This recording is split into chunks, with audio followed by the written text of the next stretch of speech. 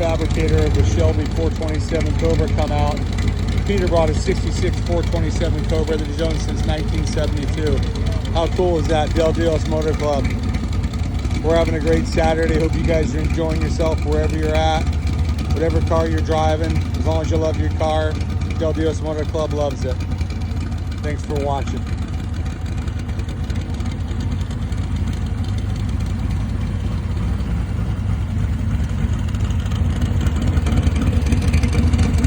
What a treat. Real deal 66 427 Shelby Cobra.